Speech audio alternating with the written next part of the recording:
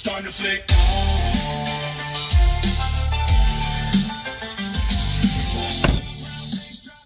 Now let's talk about getting started in the world of building your own car audio system. So first off, if you've already got an existing factory stereo system, you've got a stereo and possibly speakers in the doors, maybe the dash, and you're wanting to upgrade that. So the very first thing you'll probably want to do, and the most logical move, is to buy or install a subwoofer in addition to your factory system. This is going to give you the most bang for the buck right off the bat. And to do that, you're either going to need a powered subwoofer with a power wire, the fuse, a ground wire, and signal wires like RCA cables, and a way to get the signal from your head unit that you currently have to the powered subwoofer, which would be a line output converter, which hooks up to your existing factory speaker wires and gives you a signal to run into your amplifier in your powered subwoofer. Or you're going to need RCAs running from an aftermarket radio in your dash from the RCA out to your powered subwoofer. Both of these are acceptable. You also may be doing a separate subwoofer and amplifier. For that setup, you would need a subwoofer and an enclosure, or a subwoofer built into an enclosure. You're going to need a power wire with a fuse and a ground wire, and then you'll need the RCAs and line output converter. You're also going to need some speaker wire to run from the amplifier to the subwoofer that's in the enclosure. This is always a good place to start. And I know it seems complicated, but if you just follow the steps one at a time, you'll get through it without any issues. And once you do the basic install of a single subwoofer in a car, that's going to set you up. It's going to create a good foundation for your knowledge base to do the next steps in the car audio world. And that is getting some amplification on your mids and highs, or your door speakers.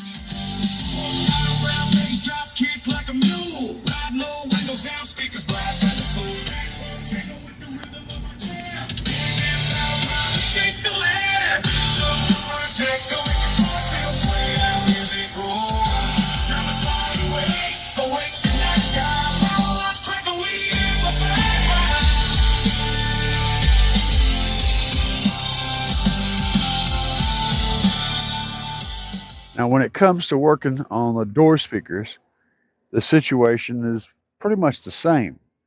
You're going to need at least a 2-channel, but most often a 4-channel amplifier to be able to put 1 channel on each section you want to amplify.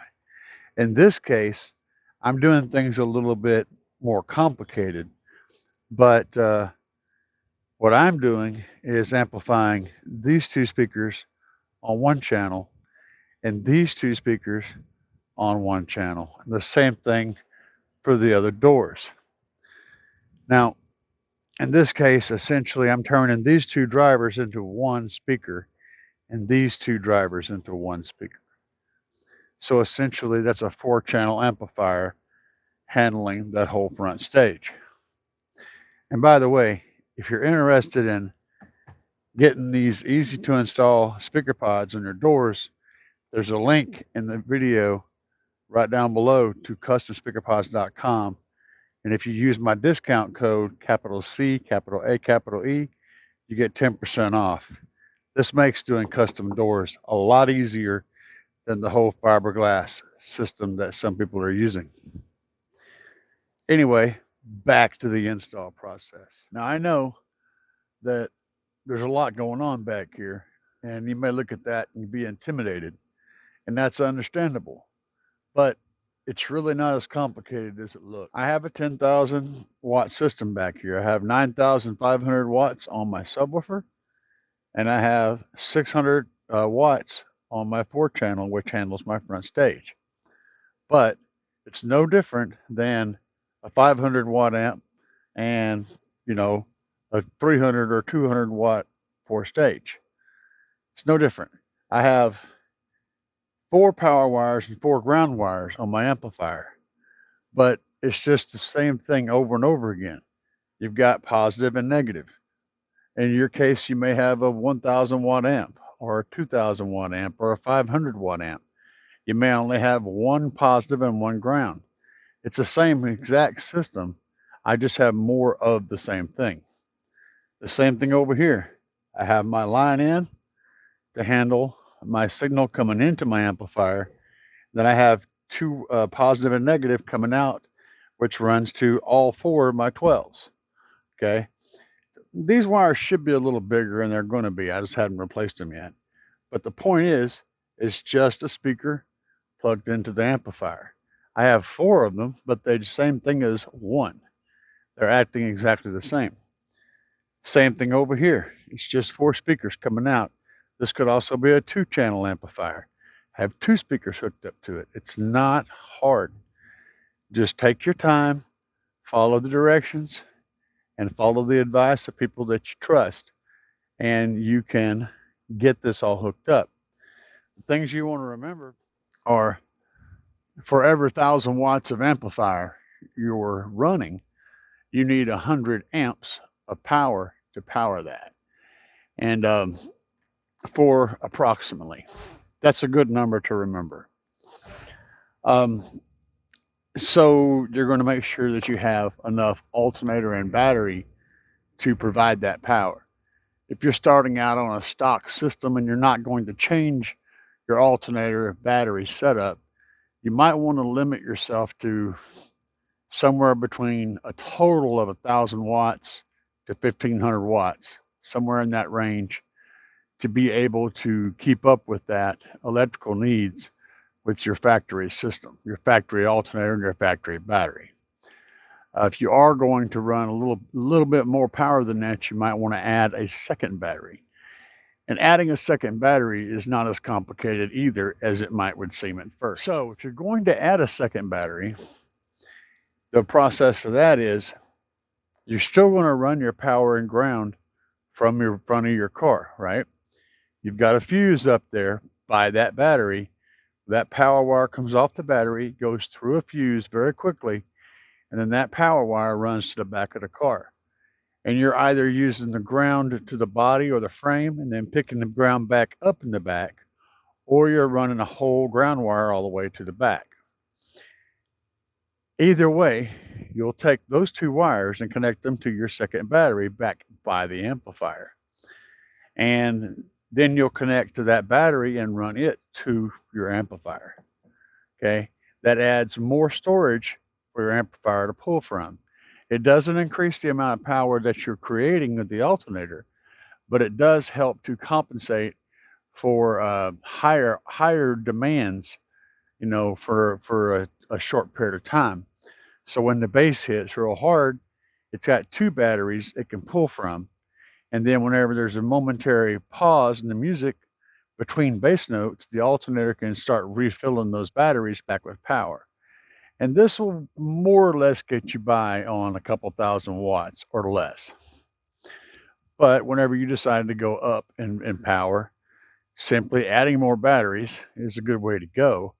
But after you get to a certain point, you're also going to probably want to upgrade your factory alternator or add another one. And again, it's the same process. Hooking up a second alternator is the same as hooking up one alternator. Or putting a high output alternator on there is the same as replacing it with a factory alternator. The same basic wiring, same concept. One thing that you will want to do is upgrade the power wires going to that alternator, because the factory alternator is only capable of charging, only capable of putting out, 120 to maybe from about 80 to about 150 amps, depending on the alternator. And the wiring that it's using to do that is going to be gauged for that amount of power. And if you're going to be upgrading your alternator, you're going to be wanting to be able to produce more power. So you're going to want to upgrade those alternator wires to handle the amount of power that you're going to produce. Again, what looks complicated is really not that complicated. Your alternator is still the same monster that it was before you started. The only difference is it's capable of more of the same thing. Same thing with wiring. The wiring is the same. You're just making more of the same wire. So in this case, on this alternator, I have a little bracket on here, a little extender, which lets me hook up more power wires.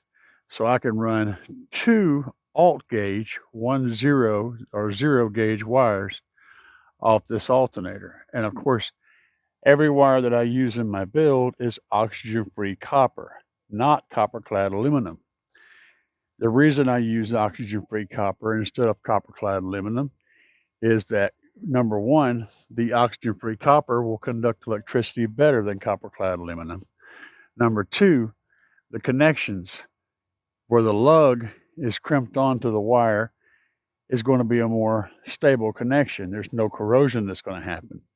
Also, where the copper itself is connected to the terminals where I connect it, that copper is less likely to corrode in a destructive way. The aluminum will have problems. You'll get a white powdery residue that'll build up in there. And what that is that aluminum breaking down and turning into a powder. And as that happens, inside this connector here, where the lug is being crimped onto this wire, as that corrosion happens and that wire breaks down and turns from a metal into a powder, the connection will start to get loose inside this connector. And when that happens, you get more resistance and more heat, and then you start having problems. It can melt fuse holders. It can be bad. It can just stop working. There's all kinds of problems. You could get fires. So using good copper conductor is always preferable. And yes, copper-clad aluminum, when you double it up, will conduct approximately the same amount of power. But again, the conductivity is not the only thing. The other thing is the corrosion properties, and that's a big deal. And yes, copper-clad aluminum is far cheaper than OFC copper, but it's also less reliable. It's not going to last as long. It's not going to take as much heat or weather to deteriorate it. And overall, you're better off saving a few dollars more, building up enough cash, and buying OFC wire. You'll be happier in the end.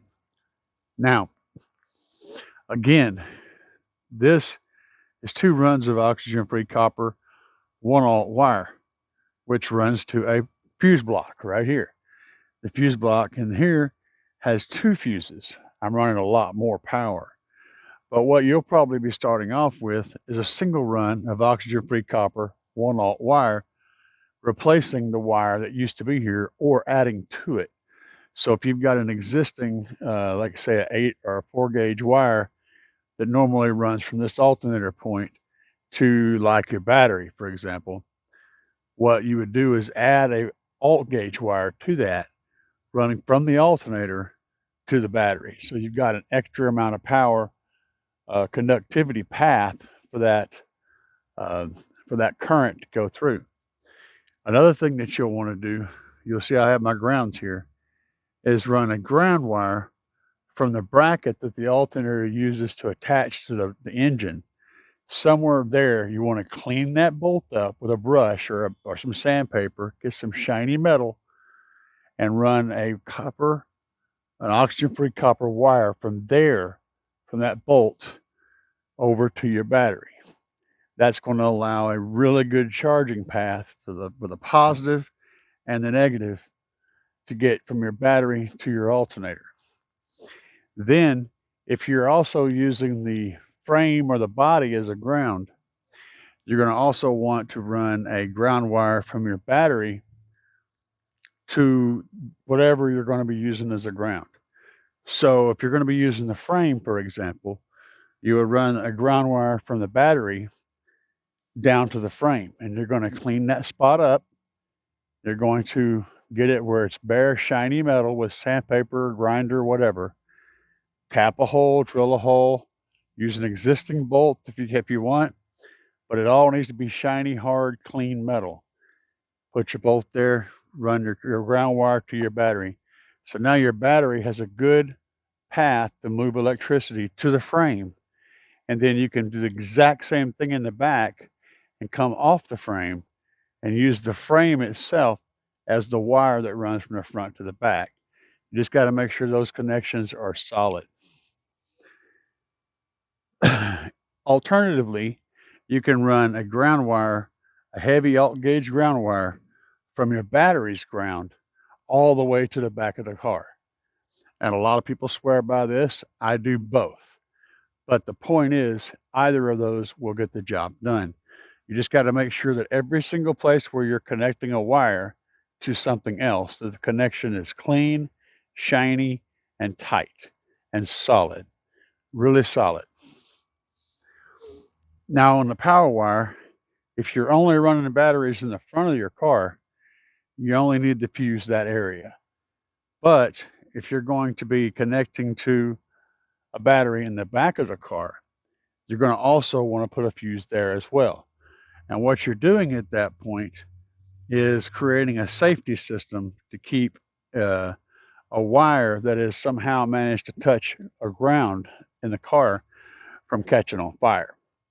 So, starting at the alternator, I don't really need one between the alternator and we're calling this the battery, it's not, but I don't really need one in between here because the run is very short and there's nothing around it that can really be a problem.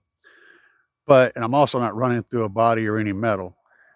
But once I leave the front of this engine bay and I go this direction, now I'm either going to be going through the firewall, which is made of metal, into the car, which has got metal all through it, and all the way to the back, or I'm going underneath the car and running it along the frame. Again, something that's a ground, running it right beside the metal, all that stuff all the way back there. There's plenty of places where that could be a problem. So if I put a fuse here and something happens after this fuse, it'll connect to the metal and make the fuse blow, which stops the car from engulfing in flames. So fuses are good. Now, if I've got a battery in the back of the car, then I also have to have a fuse connected in that line so that anywhere forward of that fuse, if the wire gets connected to a ground, it'll blow that fuse and this fuse, disconnecting this battery and that battery at the same time and making that section of fuse between those two fuse blocks, that section of wire between those two fuse blocks, dead because the fuses are both blown.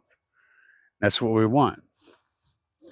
You don't have to worry about fusing ground wire because anything it can come into contact with is going to be just a ground, so it's not really an issue.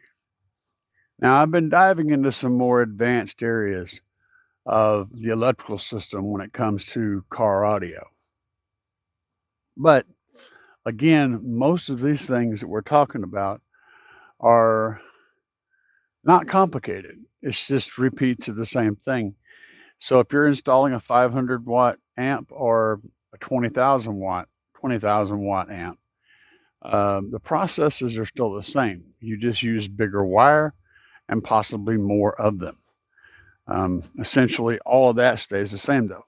Once you've installed your first little amplifier, you've got all the basic knowledge to install 10 amplifiers, a whole rack of amplifiers. Maybe you've got 5 2,000 watt amplifiers or 5 10,000 watt amplifiers. The point is, all those power wires just run the same way that one little 500 watt amplifier runs. You just have a lot more wires and they're a lot bigger. All of that stuff stays the same. Same with batteries. Once you've installed a second battery in the back of your car, you have done exactly the same thing as if you installed a whole rack of lithium batteries or 10 batteries or whatever, because the process just gets bigger. It doesn't change. It's all the same. So whether it be a tiny install or a big one, I'm kind of somewhere in the middle. They're the same process, It's just a bigger amount of everything.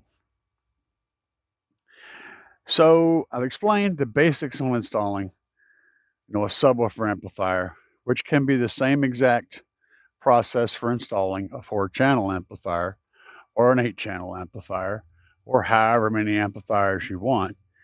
That process doesn't really change. The other thing I would recommend is installing a digital signal processor.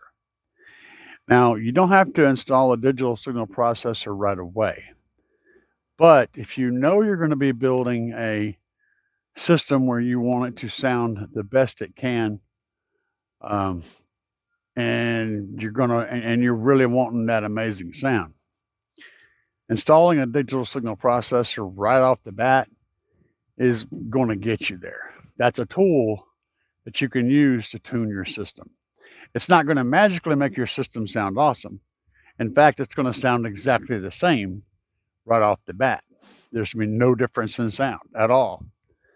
But what it does do is it gives you the ability to tune the system. So it's like having, for those of you that are familiar with cars, mechanical stuff, it's like having the computer to be able to tune, your turbo and your fuel mixture and all that stuff. Instead of just hoping that this mechanical thing and this mechanical thing work the way it's supposed to, you can get on the computer and you can tune that engine, right? You can set the fuel mixtures, the timing, the pressures, and all that stuff and tweak it and get it just right. A digital signal processor is exactly the same thing for car audio. It allows you to set time alignment and crossover points and so many different things. Individually tune each frequency for each individual driver. It's bonkers. So the way it goes in is really simple. You run the signal that you would normally run from your stereo to your amplifier, which would be the RCA wires. You run those to a digital signal processor, and then you run out of a digital signal processor with another set of RCAs to your amplifier. In most cases, you'll be running a left and a right from your stereo to the digital signal processor, and then you'll have multiple channels of output from the processor. So if you're running just a single left and a right from the stereo to the processor, but you may have 1, 2, 3, 4, 5 channels that you want to control. Well, the processor is going to have outputs for individual sets of RCAs. So you can run those RCAs out of the processor to each individual channels on the amplifier. It means that you have control over all that stuff individually. Very cool. And in that processor, you can do a lot. And even if you don't know how to use the processor yet, somebody else will. And having that tool in place for the other person to use is going to be invaluable when it comes to trying to set your system up and make it sound good. Also, have them show you the basics, how to use a processor. I have multiple videos on my channel about how to use a signal processor and how to tune, but hands-on experience is going to be far and beyond more important than just basic instruction. But if you watch the basic instruction, it'll get you far enough in to where you can start learning on your own as well. So yes, check out those videos. They will be helpful. If you're wondering about what signal processors to buy, that's like asking what's the best tire for a 66 Chevrolet truck. Yeah, there's a lot. And that's the case with the processor as well. There's tons of them. But if you want a direction to go, and you don't mind spending the money to get what I consider one of the best, you check out Audio Dynamics 4. Let's see, is it 6.4? 4.6. I think it's 4.6. 4.6 AT or their 4.6 processor or the 6.8 processor, depending on how many channels you have. You want enough channels to handle however many. You want enough channels in the processor to handle all the channels that you're planning on controlling separately. So if you're going to run a mid in each door and then a tweeter in each A-pillar, and you want to control all those individually, then you'll need 4 channels of amplifier and 4 channels of processor. But let's say you're going to run that same setup. You're going to run a mid in each door and then a tweeter in each A-pillar, but you only want to control them 2, right, as 2. So you want the crossover set up on the door tweeter to be the thing that separates them, and you just want to control them as a single driver, right? In that case, you could use a 4-channel amplifier so that you can set the crossover points between the tweeter and the mid, and you could use 2 channels of digital signal processor to handle that, because you're just going to control those 2 speakers as a single unit using the crossovers on the amplifier or the crossover box that would come with that component set to handle the handoff between those 2 drivers. So however many sets or single drivers you want to control individually, you need a channel for each one of those. And don't forget, you need at least 1 channel for your subwoofer. That way you can control it with everything else. But getting deep into the DSP world is a whole nother video. Just know that you probably want one, and getting one put in the early game when you first start is going to help. The other tip I'll give you is even if you think you only need 2 channels or 4 channels, buy a DSP that's got at least 8 channels output. You're going to use every single one of them before it's all said and done.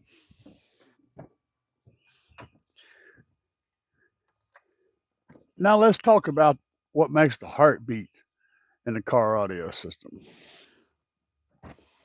The subwoofers. Whether you're going big or small, you're going to have subwoofers somewhere in your vehicle.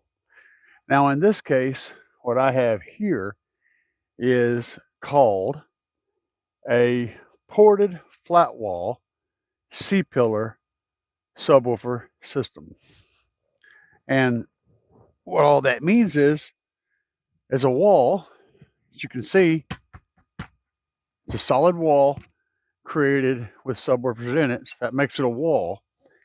This pillar right here is the C pillar. The one beside the driver's seat is the B pillar, and the one up there by your windshield is the A pillar. So however many pillars you have determines what this is called. A pillar, the B pillar, and the C pillar. Okay, so that means it's a C pillar wall, all right, a C pillar flat wall, and it has a port. That's what this is. Big old 10-inch port. Okay, it goes way back up in there. So that makes it a ported C pillar flat wall subwoofer system. Now, this is probably not what you're going to start with unless you're crazy. And crazy people do tend to get into this hobby. So that is a possibility. But I'm assuming that if you're brand new, you're probably not going this direction first. However, this is still a ported enclosure, okay? What I have also in this scenario is typically called a slide-in. So it's a big, huge ported enclosure, slid into place, and then trimmed to seal it up along the sides, creating a slide-in ported flat wall C-pillar enclosure. What you'll probably want to start out with is either a sealed enclosure or a ported enclosure. It'll be the same thing, but smaller, and it won't be sealed up to the body of the vehicle. It'll just be sitting in the trunk or in the hatchback or under the seat of a pickup truck or behind the seat or wherever you can put it. Now, if you are going to a wall like this, there's this type of wall. You could also move this whole enclosure forward to where it's right up here and make it a B pillar ported flat wall, or you could leave it in either of those 2 positions. You could change it to what's called a 4th order or a parallel or series 6th order box. And what that is if you take a ported enclosure and put it inside of another ported enclosure, you have a sixth order. You have a ported enclosure playing into another ported enclosure that creates a sixth order. And that's the easiest way to explain it. If you take a sealed enclosure and put it inside of a box that's ported, then you have a fourth order. Okay. And fourth orders and series sixth orders are really common in the videos where you see subwoofers laying down flat like this, a horizontal plane, a whole bunch of subs, and then a big square hole and someone's hair blowing around in the passenger seat. That's usually either a ported fourth order or a sixth order enclosure. It would be a usually a series sixth order or a fourth order. And because they're capable of being very, very loud and moving a lot of air, and that's where you get all your big hair tricks. So that's what's really common in those vehicles.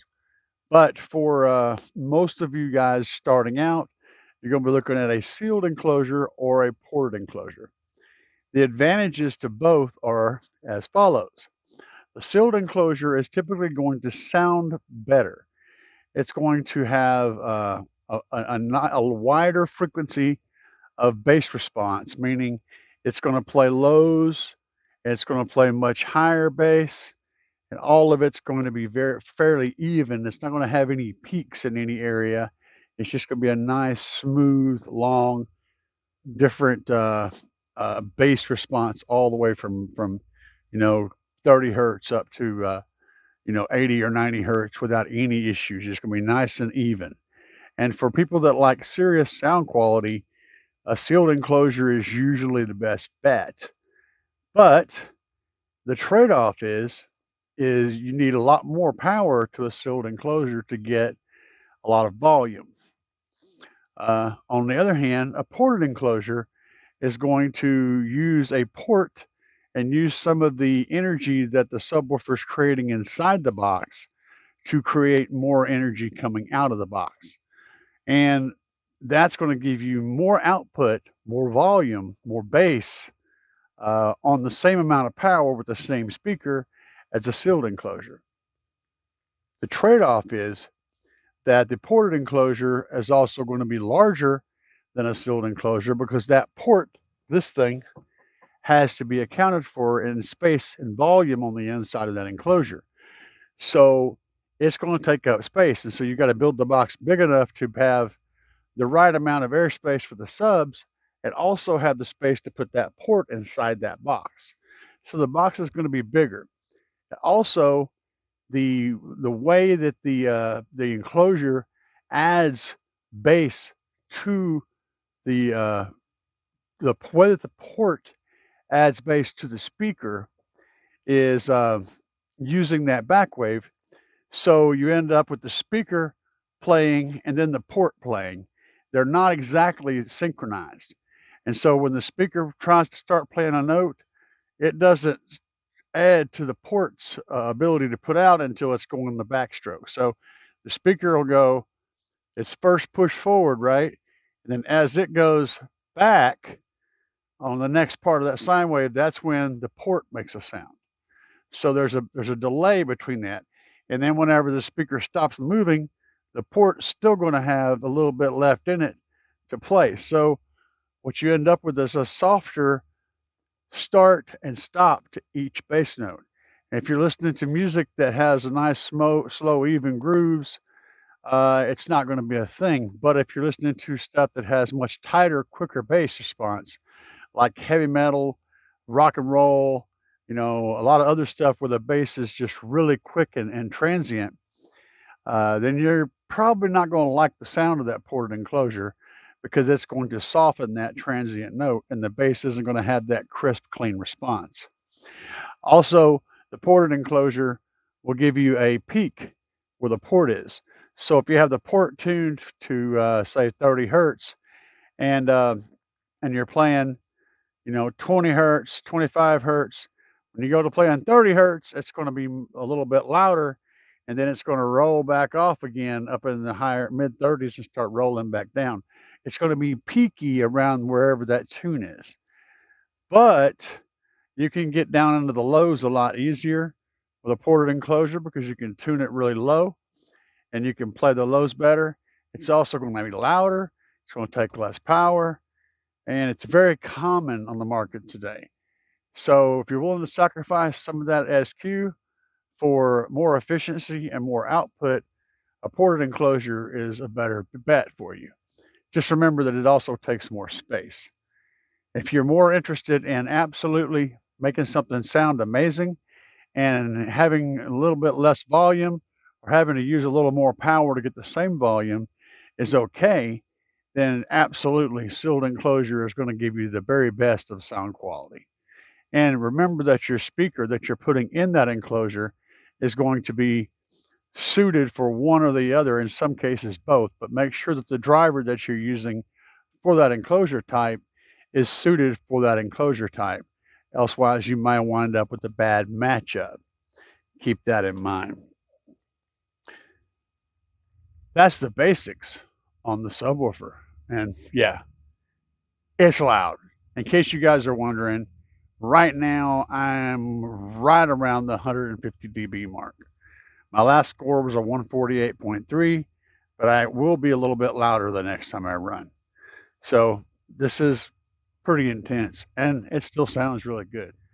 So if being able to make the power to handle this whole system is something that you're struggling with or that you know you're going to be needing to do, you're going to be running 6,000, 5,000, 6,000, 10,000 watts of amplifier, then you're going to want to have a better storage than just an AGM battery. And for that, I recommend in the link down below to head over to Trunk Thunder Lithium and use my discount code of capital C, capital A, capital E, CAE 10 to get 10% off of what you buy there. And if you pick up one of those just nice little lithium setups they have over there, that's going to give you the capability of running a lot more power than adding a couple of AGMs. And it's also going to take up less space and be lighter. So that's the thing. The battery that I'm powering this whole rig with is about that big. It's like it's about the size of a lawnmower battery. Yeah, it's a little bitty thing. It weighs, like 5 or 6 pounds or whatever. Very light, very small, but it's got a lot of power. And I'm playing 10,000 watts of power off that little battery. It's impressive. Trunk Thunder Lithium is your jam. Link below. In summary, if you're wanting to get into car audio, don't be scared of it. It's not going to kill you. Just be sure you're using fuses for your power runs. Take your time. Think about what you're doing. Look up videos such as mine and other people's. Learn from their mistakes and their advice. And don't be afraid to experiment. Just like I said, take your time and be careful with what you're running, especially when it comes to those power wires and those batteries. Use short wrenches so you don't arc things out. Take off your jewelry when you're messing with all that stuff. Your watch, buckles. Don't let anything dangling from your neck, metal stuff. Get all that off of you. And think about what you're doing when you're messing with it. But other than that, it's a fun hobby. When it comes to speaker boxes, just experiment. Start out by building a sealed box. The companies will tell you what size subwoofer, what size box that subwoofer needs, and just measure the internals and find your cubic airspace on the inside. Build something that's pretty close to that. Try it out. Sometimes building it a little tiny bit bigger than what they recommend is a good thing. You're going to get a little bit better low end response, but your power handling is going to go down a little bit. If you build it a little bit smaller than what they recommend, you're going to get a little bit tighter response, and your power handling will go up, but your low end response is going to go down a little bit. All these things are variables that you'll notice whenever you start experimenting with different enclosures. And so don't be afraid to play with it. You know, get yourself some cheap plywood, some cheap particle board or MDF, and just start building stuff. Because even if it's crap, right? Even if what you do is just crap, right? You're going to learn from every single time you build a box. You're going to learn something new from that. And you're going to improve your skill set. You're going to improve your knowledge base and you're going to improve your skill set at the same time. If you got a factory in town that makes like tables or shelving, stuff like that, usually getting factory seconds, all that crap that they're going to throw away, you can chop that wood up and use it to build a boxes with. Go to your Ace Hardware, to your Menards, to your Home Depot, and ask them about damaged products. A lot of times they get a whole pallet of wood in. They'll have some of them that got damaged. The corners are broke, or maybe the board's broken too, and they're just going to throw it away. A lot of times they'll put all that stuff in the back on a pallet and sell it at an extremely discounted rate. You can go back there and buy up a bunch of that flat product. It don't matter what kind of wood it is. If it's hard and flat, you can use it to build boxes out of. Get out there with your jigsaw and your skill saw and your table saw, router, whatever you've got, and just start making cubes with holes in it. Put subs in there and see what they do. You'll be amazed at what you can accomplish just by experimentation. Anyway, guys, I hope this was helpful. Maybe give you some ideas and some inspiration. The best way to get better at something is to fail at it over and over again. Peace, guys.